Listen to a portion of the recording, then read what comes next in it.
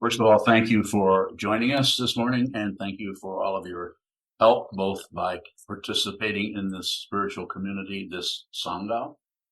Very important to have a community, very important to have a teaching, and very important to have a teaching person.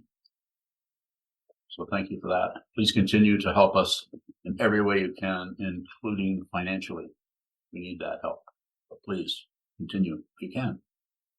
What's being covered up? And that was kind of inspired by your question when you were talking about covering up light, I think is how you put that. And so I wouldn't use covering up your light, because covering up your light, it's just a little bit too idealistic, and ego, that part of the consciousness that you think is real, comes and takes a big bite out of that. Covering up my light. I gotta stop covering up my light. Please don't lecture yourself. Don't bullshit yourself. It's not that romantic. That being said, what you brought up in that text that you sent to me is very important. We are covering up all kinds of things. We're covering up the truth. We're covering up our true nature. We're covering up who we are by all kinds of activities. Could be just shopping. That's what I do. Let's go shopping. That way I don't have to think about anything. Anyone else do that? Raise your hands. 15 people. 18. So yes, of course I'm saying I'm being silly about it, but I'm saying we do move. It's a very subtle area that we don't notice, but you will notice it, if I may say it this way, more and more if you spend time strengthening that part of the consciousness that just observes, that just looks. It doesn't think about it. It doesn't add on a bunch of thoughts about why it's curved, or why it's that color, or who made it, or all of that jabberwocky. That's for later on. You can call that post-meditation if you wanted to, or just call it what subconscious gossip is, what the Twin Rinpoche referred to that as. So we have to see over quite a period of time, years, see the way in which we cover up. And the way I teach this is quite a bit different than the way I was taught. I was taught to label thinking and return to the breath, which I did for decades. I don't teach it, not because it doesn't work. It's just that if you want to practice in that way, have a teacher that teaches that way. The way I teach is sit down, hold still, look at it. It's direct, because I don't think it's necessary for anybody that resonates with this speaker right here. You resonate with me, then I can help you do that. See it directly. This doesn't mean I'm better than Tibetan lamas. Comparison is once you leave the relative world, not leave it behind, but leave it by seeing that it is unreal. You begin to teach out of what you're looking at. I'm not saying there aren't a lot of teachers teaching that way, but I don't think you need to follow your breath or return to your breath or stick to it. Don't stick to anything. Don't maintain anything. Don't. What should you do? Hold still. Just observe. Be very, very generous with your attention. Give it to everything. Just spread it everywhere. Like butter all over everything. Or if that's not sticky enough, peanut butter. Just stick to everything. But let the attention do that, not your willpower behind it that is trying to create some kind of a meditator. Stop it. Not because that kind of meditation isn't workable. That's a good way if you're teaching thousands of people. That would be a good way to teach. I don't have thousands of students. I don't even know if everyone in here is even my student. Some people I see and I never talk to them. On the other hand, for the next 45 minutes or so, you can function that way. You can listen. You can consider it. You could give it your attention. You could reflect on it. Practice it. So specific questions about that, I think I was not able to use your suggested talk title, because I don't care for the covering up the light part. This is too. It's not that isn't true. You are, but that ties in too much to the energy of ego of being able to control something, not cover up my light. You follow me? Go ahead. Sokuzan.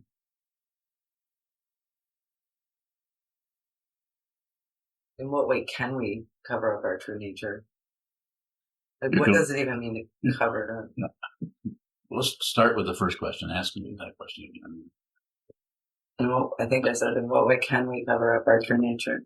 Everything is covering up your true nature. Everything. This movement. It's not about stopping doing that. 1,500 times, maybe I've said this.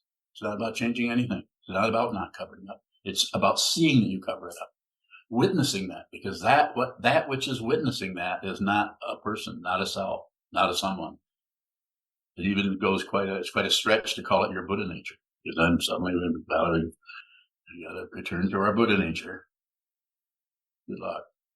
You can't return to something you haven't left, but you need to see that there isn't anything but Buddha nature. And how do you look at that? You look at the confusion.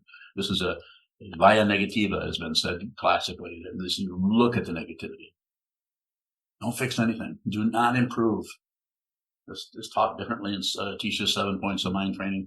He was teaching to a different audience back in the 12th century. Relative bodhicitta, absolute bodhicitta. Relative bodhicitta, do stuff, fix things, push this, push that, fluff this up, tamp that down. Relative. Ultimate bodhicitta, just sees. One of the slogans there in the 59 slogans of his teaching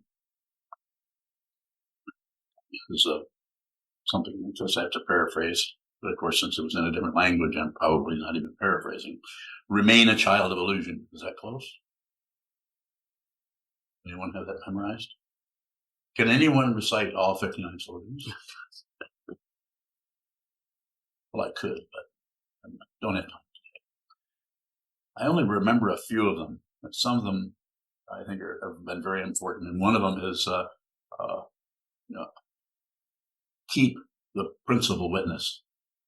This is a way of pointing to that you need to see this. You need to trust yourself, not trust the content of what you're saying, but trust the space that you will see. If you train yourself, if you practice enough, eventually you will not only see what arises in the space and what moves away or what leaves, but you will actually, can't even say it that way. You will not see the space because the space can't see itself, but you will not even become aware because you're already aware.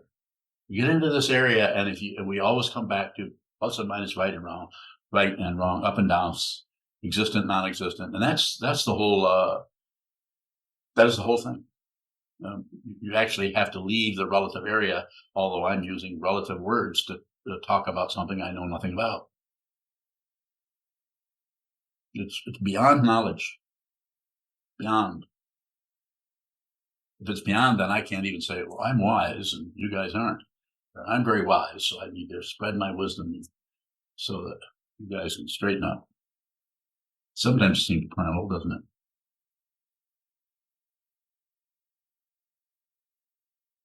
So it's not. Go ahead. You have a question. Go ahead. Sokuzan, earlier you said that we cover it up by, I think you just said this movement. I didn't really see what you were doing, but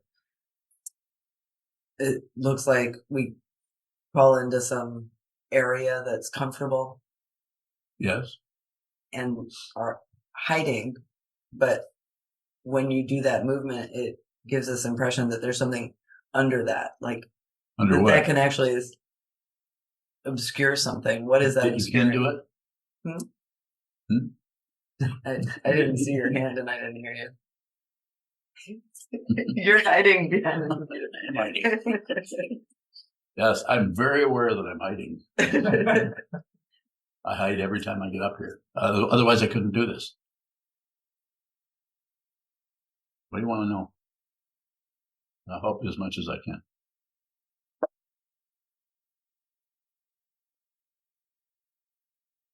The idea of cover up or hiding looks like there's layers, that there's something behind something. Is that a misunderstanding? Is that true? Well, I think so. It's about observing that and watching that. Otherwise, you come to a conclusion about the activity, and you try to change the activity to be someone who doesn't cover things up. And I'm saying you need to just look at the cover up, and then you'll see the other cover up, and you see the cover up that you wouldn't have seen had you come to a conclusion 15 minutes ago. But then you start to see that cover up, and then you see the next one. It gets more and more and more and more embarrassing. What a fool you are. I speak out of what I'm looking at. More? Good area. Let's go.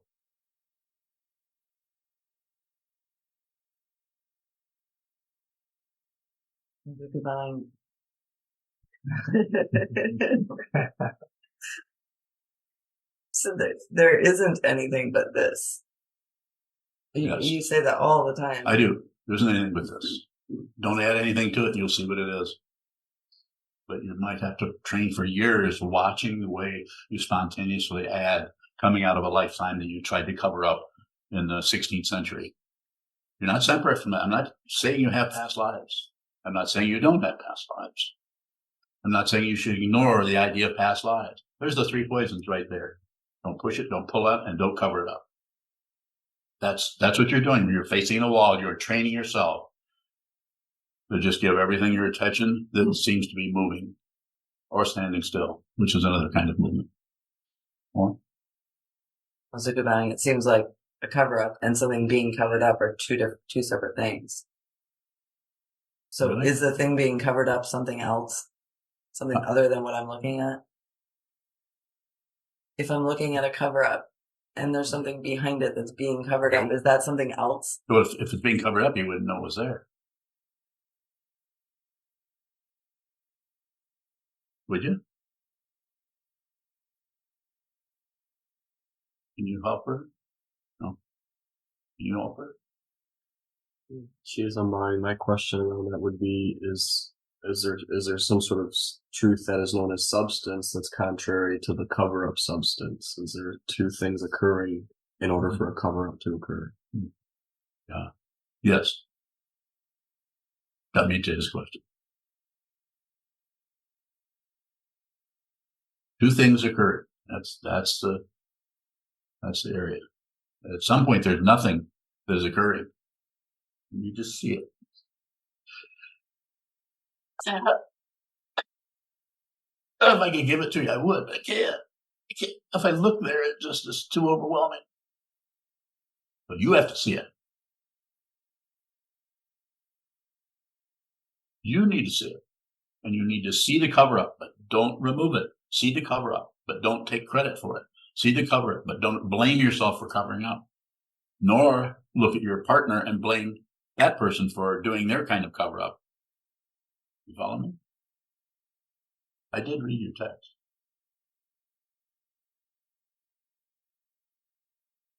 So why would I just start weeping? Is it an act? Am I trying to get your money? Do I need more followers? But Being valuing in that thing that you call an act or the expression. emotion. Yes. Do you look into something and then look away? I stop covering it up. When I stop covering up, it's intense. And that's what I'm recommending and asking you to do. And I know what I'm going to say, but I don't know what you're going to say. So I'm going to allow you to interrupt me. Thank you. You're welcome. Go ahead.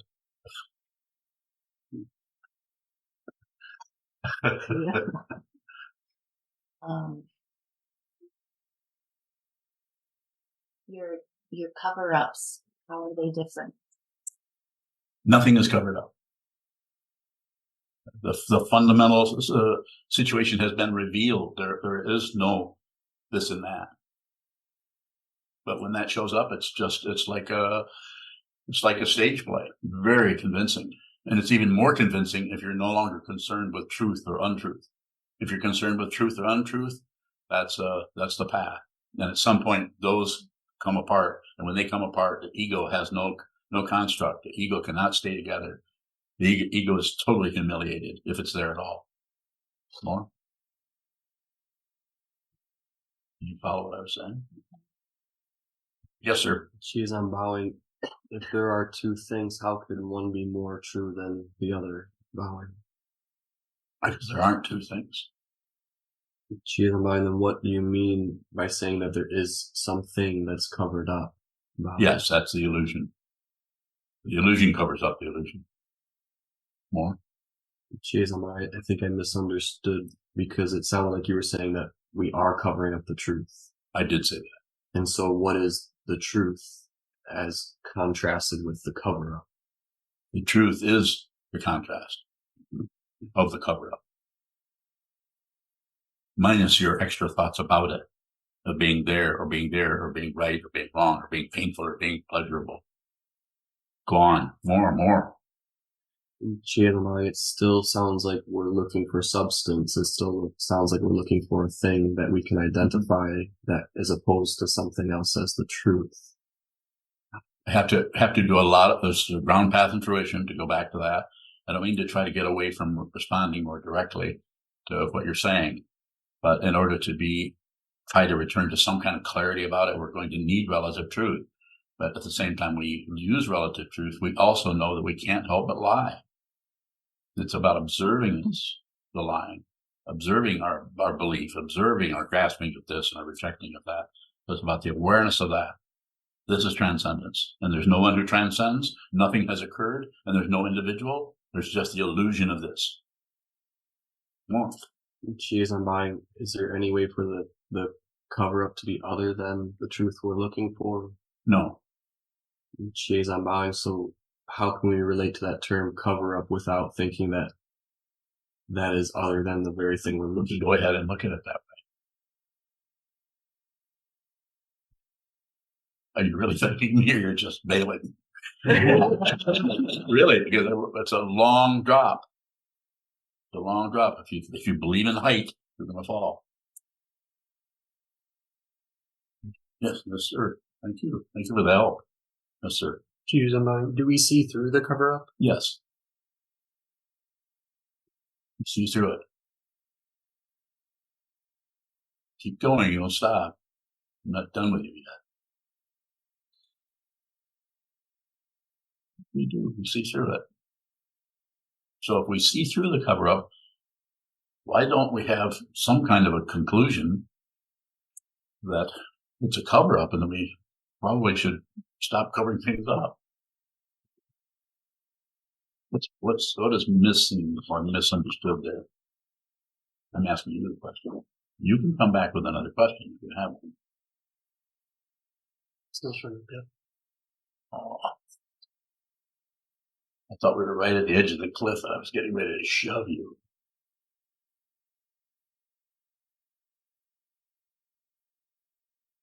Yes. You know, and you said if you believe in height, you're going to fall. What is the height? Just your belief about things. You believe or you disbelieve. So very similar, belief and disbelief. So we take a position, but also to be somebody who doesn't take a position. It's also a position. You cannot get away from the relative truth as long as there's a body-mind complex still functioning here, wearing clothes, waving its hands. You can't get away from that, but you can see that it's unreal. And then parts of it you may go along with, and other parts of it you may just watch and not particularly participate in the thinking process.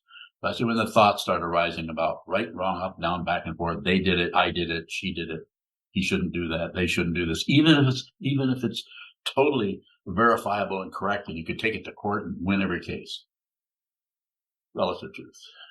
Wow.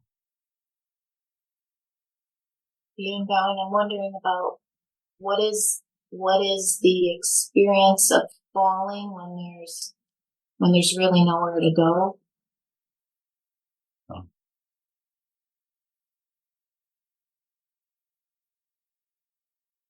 Well, it's imaginary. You're not really falling. There isn't anything that falls. I mean, this falls. That falls. Is that imaginary or real?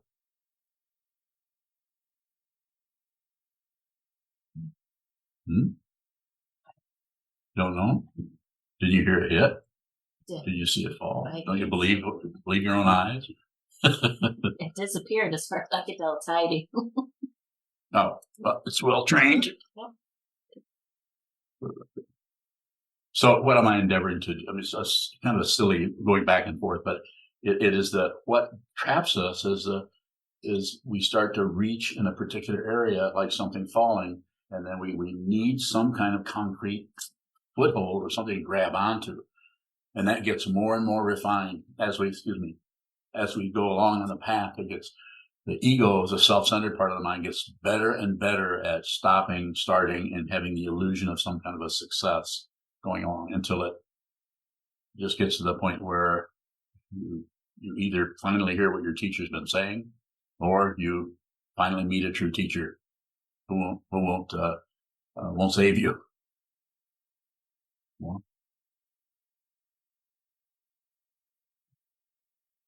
yes, sir. Choose a mind. Do we already see through the cover up? Yes. Completely. See how fast I didn't think. See, now how can I answer that to make sure that no, it's totally we do. We just do what with what we're seeing. We project onto what we're seeing. Almost every interview we have, we talk about this. I'm waiting for you to see what is in front of you. See what's in front of you. You already see it, but as soon as it shows up, you project onto it. I'm not accusing you. Everyone's doing their own version of this. Some people have an understanding that are able to describe a lot more. Some people aren't. Some people you have a powerful thinking process, intellect, and may be able to lay that in such a way that I can't crack through that wall, and I won't, because you need to do it. You need to see it. That's why I'm here, to help you with that, so you can see it, so she can see it, so anyone here can see that. More? Choose a mind. Is that projection thinking there's someone who doesn't see through the cover up?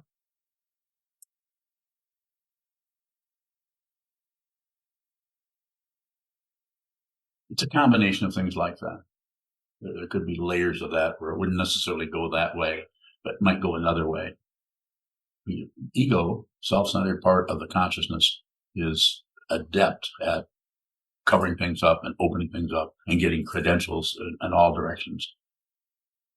It's about, as you've heard me say this over and over again, it's about coming back to the awareness of what is happening.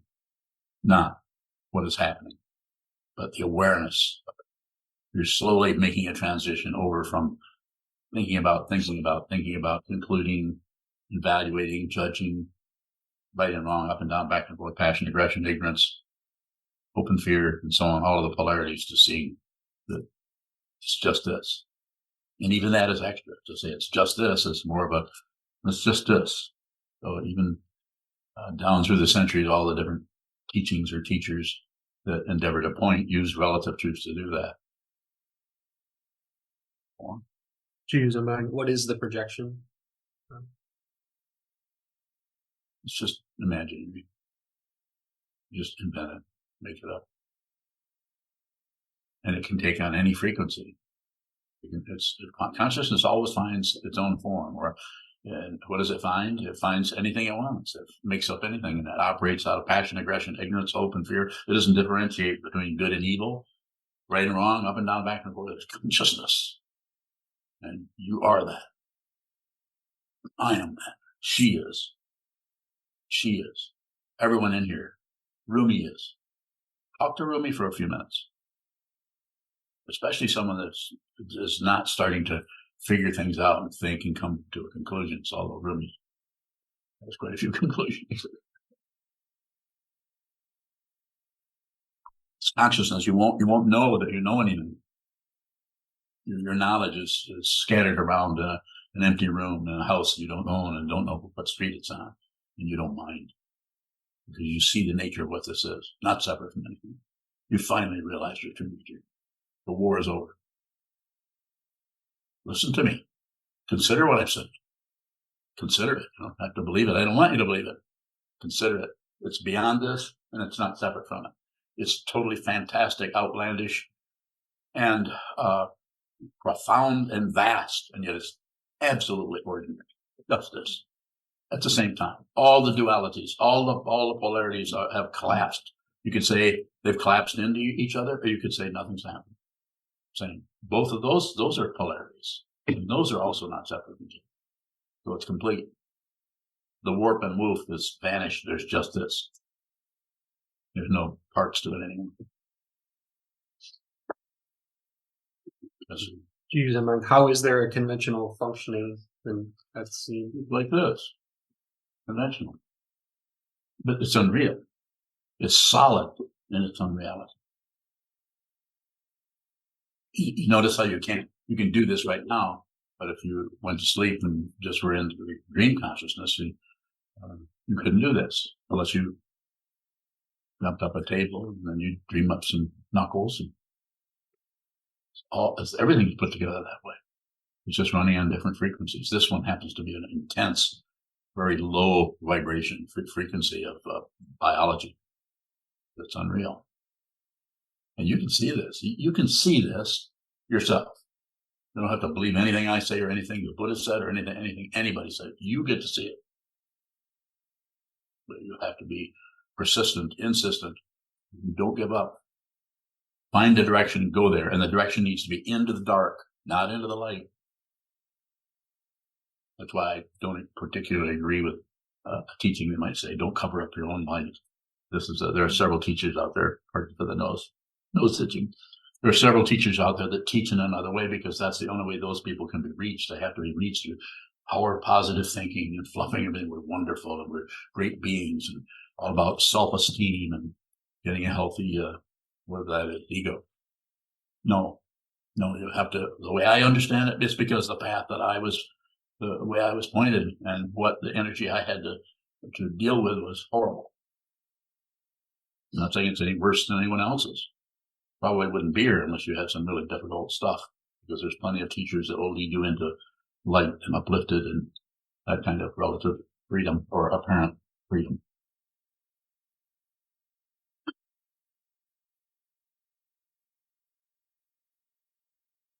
Sokuzan, you said that we already see, or Juzan asked if we already see what's being covered up, and you said yes.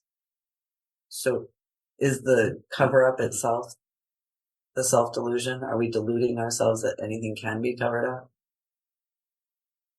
Any polarity you come up with doesn't work.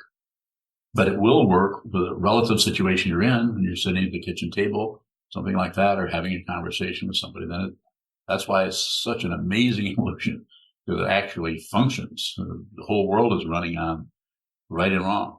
Success and failure. And it's not that there isn't a backup there for that. Say, well, of course it's right to help people, not murder them. So those are there, but you can live a whole life being a very kind, loving person and cover up the negativity. Don't do it. Be the crap you're trying to get rid of so you can see yourself what it is, rather than have me tell you, or your therapist, or your I Ching, or your astrology, or anything. All of that will work for a while, but there's only one thing that fundamentally works, and that which has no works, because it's not separate from anything. It's consciousness only. That's available to all of you right now. You woke up with it this morning. You went to sleep with it. You dreamt with it. You are that. This is just a fingernail of the absolute. And even that's extra. It's just this. It's very simple. And it's very difficult to see. You have to look right at the clouds. Go ahead, Harrison. Harrison Bowing. So is what's being covered up and what is covering, and that so is what's being covered up and what's covering that which is covered the same thing? Yes. Okay. Thank you. Welcome.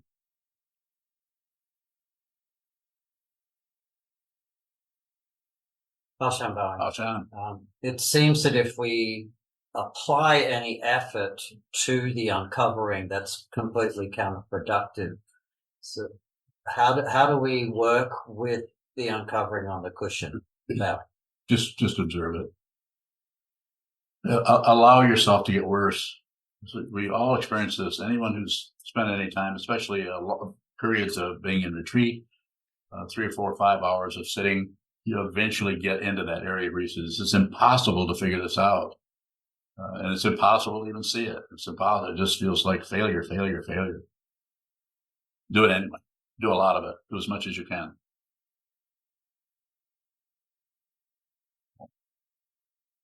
Pashan bowing. When you said that, my mind immediately is thinking, okay, what is it that I'm doing? So it wants to create a concept about where to focus. Nothing to correct there. You're doing exactly what you need to do. You just need to do it and do it and do it. Have you heard that saying, the fool who persists in his folly will become wise? Anyone heard that? Yes, sir. So you say we see the cover up. Yes. Is it, but we don't see that it's a cover up? We think it's real. Both. You could take it either way. Any position, you're screwed. I mean, from the point of view of realization, you just went into the cave of demons, and you're having lunch. Yes, sir. More, please. Don't hesitate. Is it our sense of self that makes us believe the delusion? It's the belief that self has some reality. So I see the self. I've not gotten rid of anything, but there's no. I can have a fit right now and throw this whole thing across the room. If I thought it would help somebody, I would do it. I would jump out that window. I would do anything. More? Does belief that it's real fuel the self? Set belief in the self? If I hear you, it's anytime it's like, I think I've got this. Or the other one is, I'm never going to get this. That's another position. Don't do any of that. Everything is inescapable, unacceptable, unreachable. And because it's not over there. You can't reach something that isn't over there. It's this. You can do this with your consciousness. You can do it this week, next week, in 30 years. The time is beside the point. And once you realize this, you realize it doesn't make any difference how long it takes.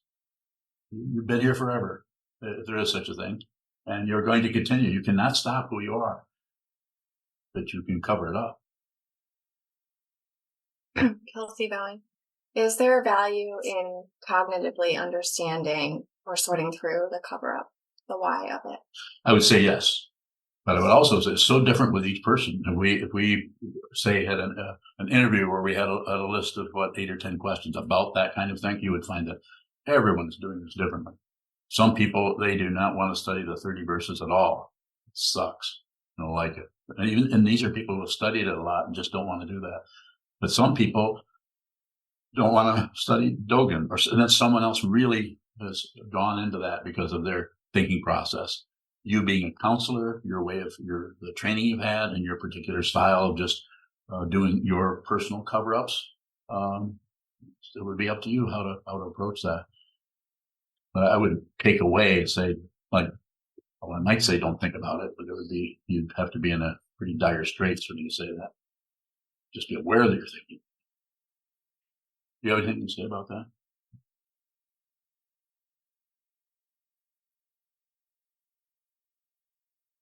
What?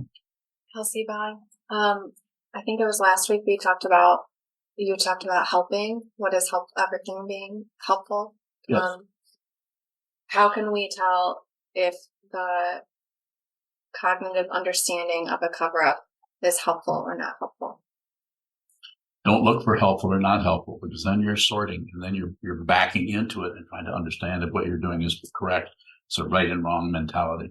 It's not that there isn't a relative right and wrong, but you need to operate out of our awareness. You need to lead with our awareness. And this is what you're training yourself to do when you practice Shikantaza. Sit down, hold still, watch the movement, so that which is observing, that aspect of consciousness that you can't locate.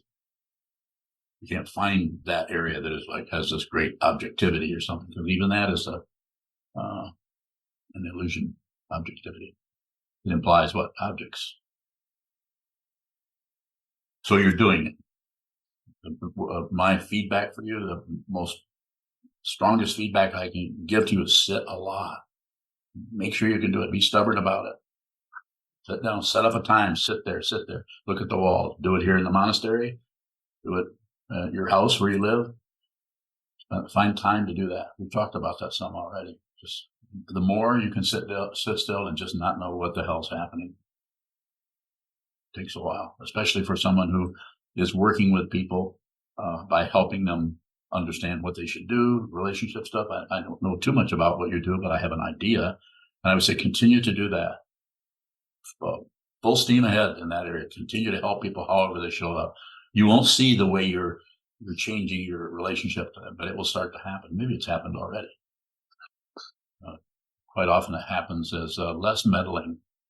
You just see that really you just need to be nice to people and support them and let them know they have somebody that will listen to them. Very important for any person working with others. More? Yeah. Those are good. More? Speak right out of what's happening right now. Sure. Everything just looks heartbreaking, but that sounds like ego. Doesn't matter. Everything is ego. And there isn't anything is ego because ego is unreal. So it doesn't matter if there's an ego. If it mattered if there was an ego, I wouldn't be able to sit up here. I'd be so embarrassed. And am I embarrassed?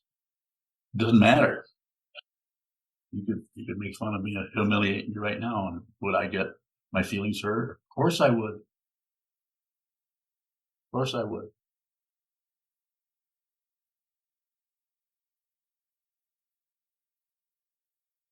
Further questions anywhere? Isan. Isan bowing. I'm curious about how we can be the crap we're trying to get rid of and be nice to people. I never thought of that. That's a conundrum. So when I say be the crap, I'm saying that's the receiving part. And the receiving part, this might be hard for me to say. I'll do the best I can. The receiving part is how you do it. You receive the stuff that comes in your mind stream. You receive the stuff that comes towards you that is still your mind stream because you're projecting onto it. Receive, receive, receive. And then that way you'll see the intense suffering that others are having that you used to be critical of. You used to hate them because they were so full of themselves. And so I'm not talking about people who are necessarily being mean to you, but people who are just believe so much in their self-centeredness and their autonomy and their sovereignty as a separate person. You see their suffering, and so that way you're able to be kind to them. That doesn't mean necessarily indulge them. The kindness may show up as, I got to get going. It could even be, I think I've heard enough of your story today. It could be that simple. And then leave no explanation. Please don't explain anything. I'm not saying you shouldn't have conversations with people, but you ought to be listening 90% of the time so you can get an idea how much suffering is going on in the world that people are covering up. Unless you've watched your own cover up in your own mind, not gotten rid of it, not succeeded at not covering up, but unless you've watched that and been responsible for what happens in your mind stream, it will be very difficult for you to not make things difficult for others because you will blame them. No one's to blame. There is no one is to fault for anything.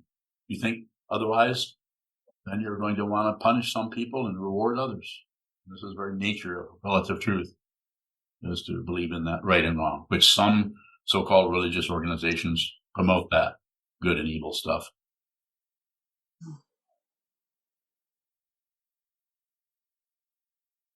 Isan bowing. It sounds like, so I'm wondering if that being the crap begins on the cushion and then later after we've looked and looked and looked at it on the cushion and now begin to see, then it's then we would see that off the cushion in a conversation with someone, recognizing their suffering. Is that the path to that ability that you were just talking about, or that practice? Yes, that would be a way of breaking it down. Could show up differently with different people with different dynamics. Some of the teachings go into the Buddha families, the different ways that we manifest, completely different than other people. So there's countless ways because there are countless people, but the nuance between those different kinds of energies, the energy that shuts down, the energy that pushes out, the energy that reinterprets and reinterprets so that it's more palatable to us. So just so many ways of doing it. So important thing is just train your mind. So you are responsible for your own craziness. Don't fix anything. Thank you. Thank you. Bayun. Bayun bowing. Is the cover up ignorance? Bowing? Yes. And it's a stylized form, so it can show up lots of different ways. You can cover up just by distracting yourself. Sometimes we'll be listening to someone and we'll just start thinking about something else. The next thing you'll notice, if you have some awareness going on there, you'll notice that you're daydreaming about something that has nothing to do with the person that is coming at you with syllables and consonants and what are those other things? Parts of speech. And you look like you're going, yeah, I see what you mean there. And actually, you're totally thinking about something else, not listening to them at all. And quite often, you will meet somebody that knows that, and they might even say, "Are you listening to me?" And then you can be honest and say, "No, actually, I wasn't. I was totally distracted by something else," which might surprise them. Go ahead, Fayun. Bayun bowing. You say we should not try to get rid of the cover up. Yes. How do if I see a cover up, how do I not function out of ignorance? Bowing. So since you're asking me that specific, let's be more specific. Give me a better idea of what you're working with there.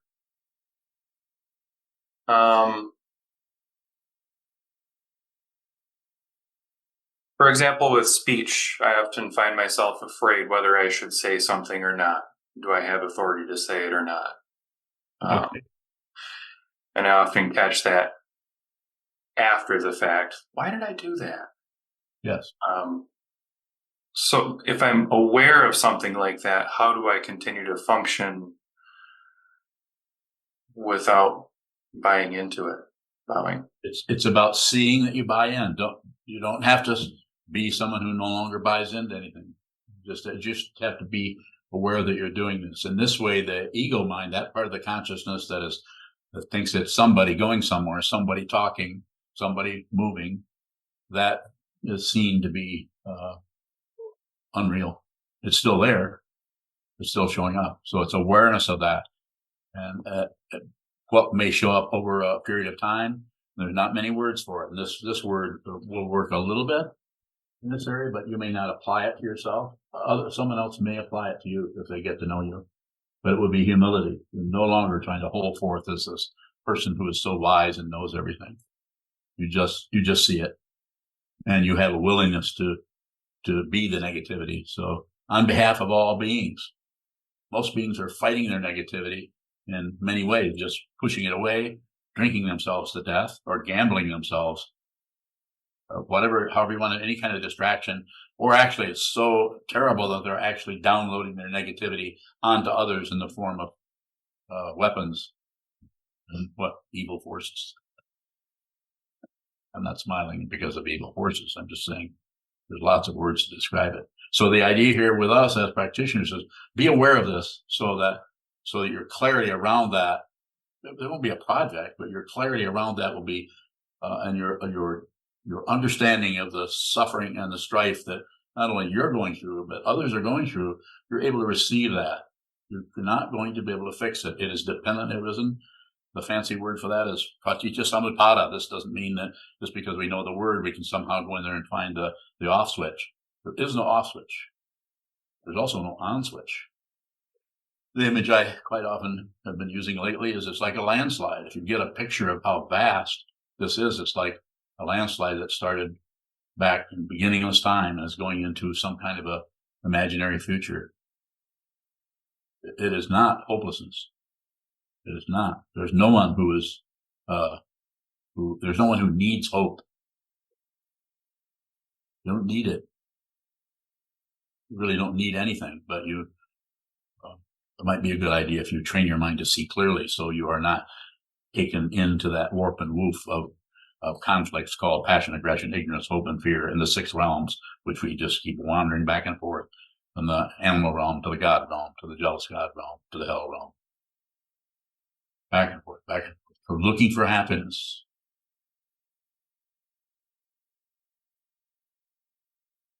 Thank you. Certainly.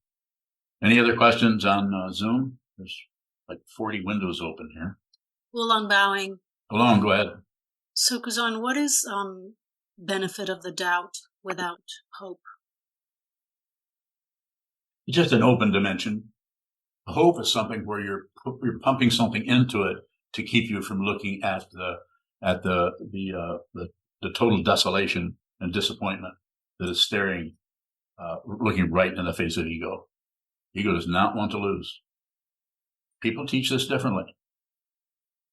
Teachers teach it differently. And I say, look right at it. Look at the desolation. Don't fix anything. Don't cover anything up. I'm not saying you go in and just be hopeless, but you can look at what is hope. Hope is a kind of a creation where we even hear people who seem to be totally sane until they say, well, what gives you hope, Jim? And then Jim happens to have some kind of idea of who he is, might actually say, hope? I don't need any hope. You need hope, then that's a cover-up that won't let you see the complete desolation that's in front of you, the horrible suffering that human beings are going through. Won't cover anything up with hope. More? Well, I'm bowing. You often say you can do this. I do. That's very helpful to me. Good. Does it matter whether it's called hope or not? Oh. What does he want to know? That's a little obscure over here. Does it matter if it's called hope or not? Wishful thinking? Complimentary hors d'oeuvres? I mean, any kind of cover-up would kind of take us away from something. Okay, so when I'm in a very tight space, yes.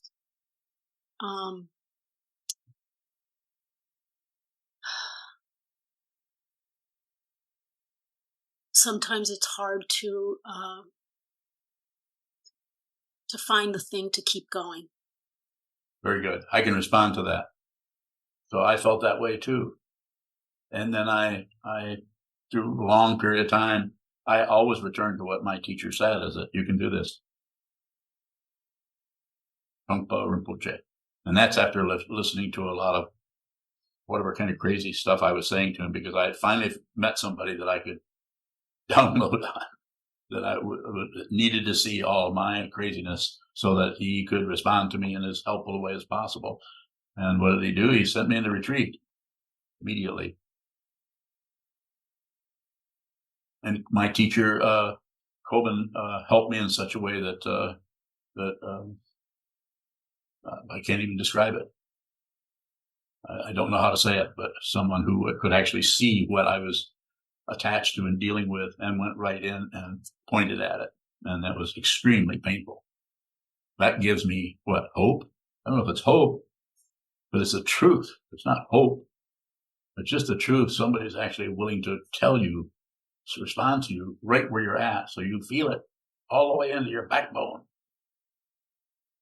If you don't have that, if you don't have someone who sees this and is willing to help you, then you might continue to go in circles and keep calling it a straight line because you need hope or because you need some kind of support.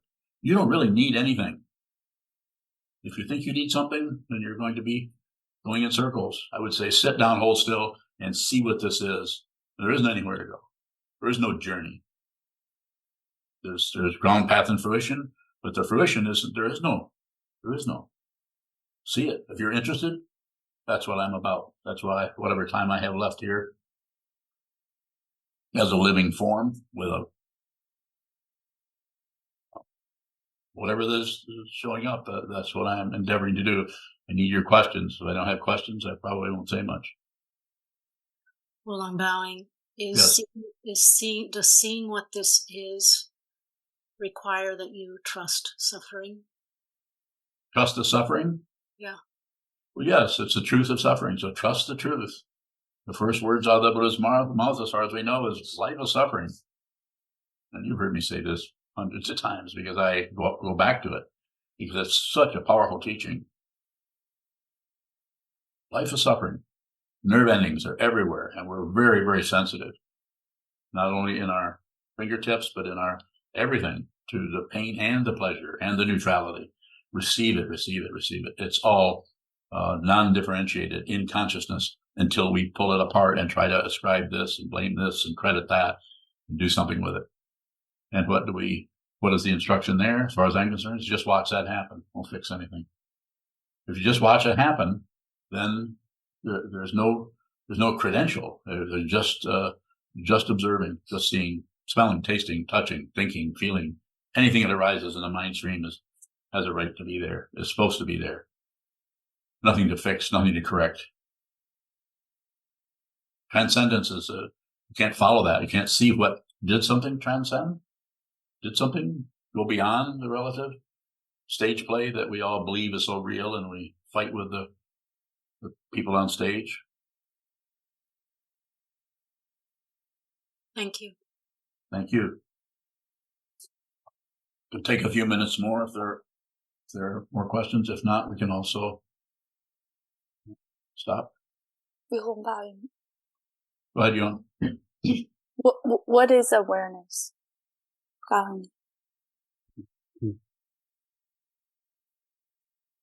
Good question.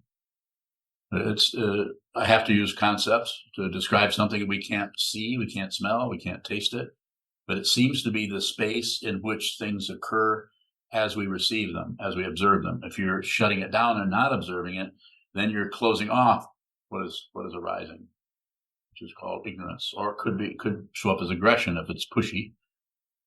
Could show up as passion if there's a lot of philosophy or propaganda around why you should, why you shouldn't, who should, what they did, what she did. But awareness is just consciousness that has a kind of focus to it.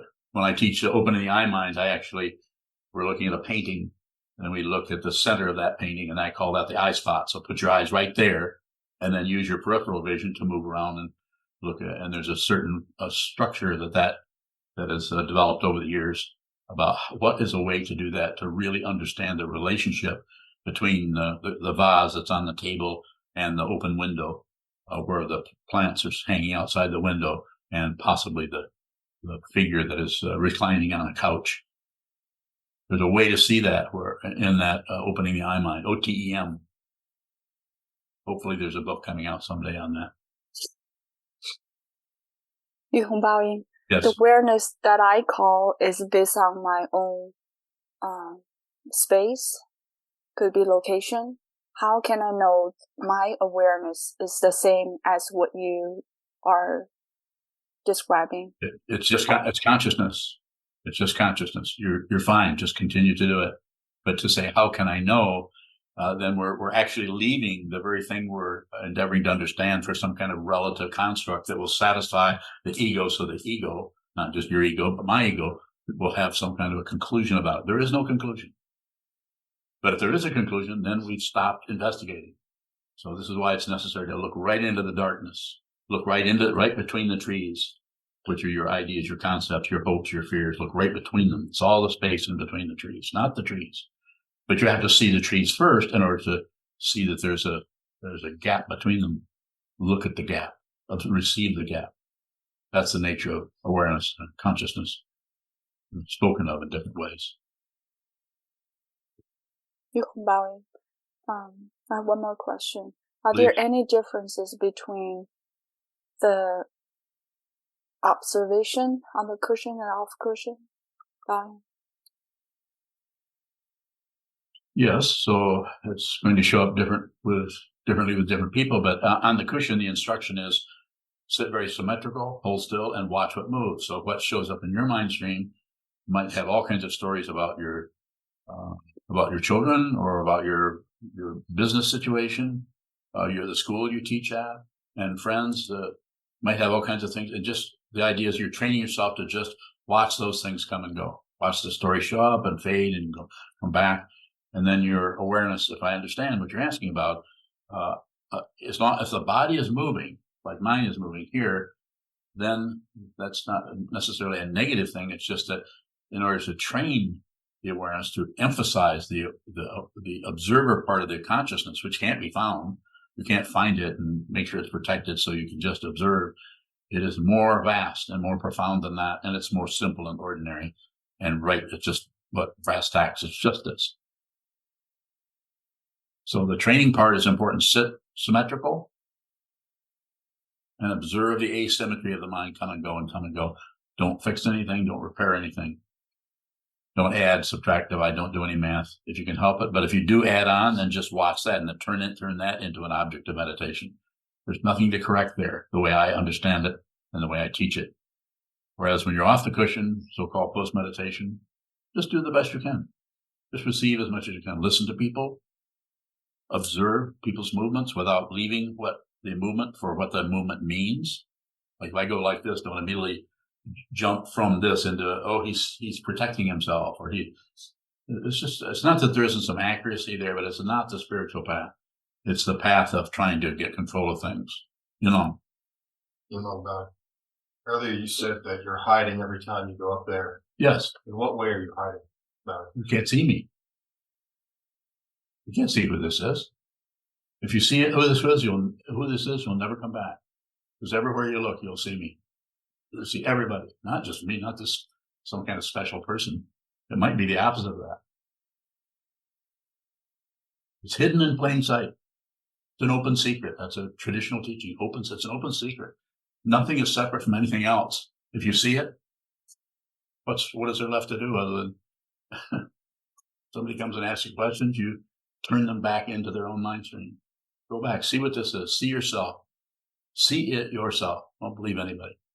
But don't ignore what the teacher says. It's the Trungpa Rinpoche talks about that in one of his books. I think it's a cutting through universality of the guru. Universality of everything. If you're a student, everything is teaching you. Don't refuse anything. Anything that comes, any person, any dog, any cat, any bird, any sound, everything you taste, everything that is coming towards you through the six sense fields, including the mind, is a teaching. Receive it. This is the universality of the guru, of the teacher. But you may have to meet somebody who's met that person and who, as Trungpa Rinpoche would say, who introduces you to your world. And they may be doing it in ways that you don't like so well. I'm particularly difficult to relate to as a teacher because the craziness I've had to deal with. Yet that being said, you might need someone who has been in the same kind of desperate straits you've been in.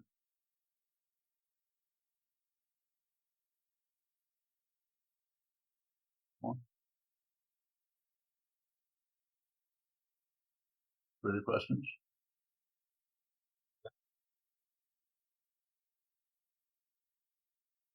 Naveed Bowing. Naveed, how are things in Iran? Good, Sokuzan. Thank you for asking. My question is, what is the practice of opening the eye mind develop into? Bowing. So opening the eye mind is just emphasizing the visual consciousness using paintings, art, so to help you see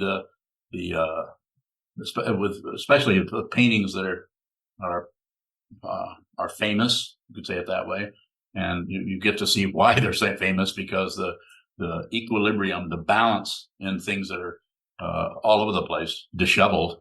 You see that the one who put those together put them together in such a way that they did not miss anything. They did not see separations. They looked at the separations and saw the underlying equanimity that is already the case everywhere. That's all you see. If you awaken to what this is, you won't see anything to correct anywhere.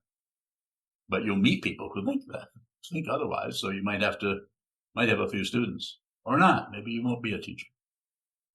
But opening the eye mind is to sit down, hold still, and look at a central area in a painting, and then use your peripheral awareness to do that. And there's several exercises for that. And as I said, I'm working with Kayun is helping with me with a book on that topic, which I've been working on that for a long time, longer than I've been meditating. And I've been meditating for a while. So anyway, it's a way. Hopefully that'll come out someday and you can read it. Did you have a further question on that, Naveed? Naveed Bowen. What does the I mind sees, Bowen? So in the exercise, the I mind, you have a focus. So you look at a particular spot and you hold your gaze there. That's the I spot. You hold your gaze right there.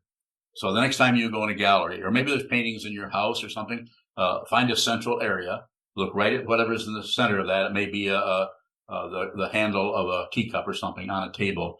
Hold your gaze right there and then move your peripheral vision around using several different techniques. One of them is to look right there and take in everything that is green. Take in everything. And the next one might be take in everything that is round. Take in everything that has a triangular shape. And you'll be amazed at how the consciousness will tie into that, because it's already just flooded with all these concepts. So you use the concepts to move from the conceptual mind thinking, the fourth skandha, into the visual consciousness, and actually start to empower the visual consciousness to see something as it is, rather than see something and add all your stupid thoughts about it, or your concepts, your ideas, your constructs, and your ways of protecting the self-centeredness so that you get to know stuff. So you can do it with almost anything. If you understand the principle behind it, then you can just do it without instruction. But if you don't, then you might need the instruction of how to move the awareness around using colors, using shapes, using objects, using alternation. Sometimes I have people alternate between the back of their neck to what's in front of them. So they include the body, working on something right now which has to do with body awareness while you're looking at a painting. So I could say a lot. I probably should just give a whole talk on it one of these days. Further question, Naveed, before we go elsewhere? No, thank you. Yes, sir. Final questions before we close?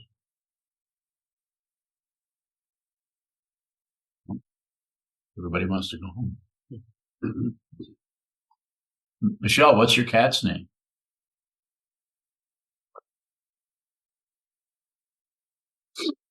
Sonia. Sonia? She wants to get out of the animal realm. Yes. Well, she's this is a start. You can just, and cats already sit a lot, so you got that covered.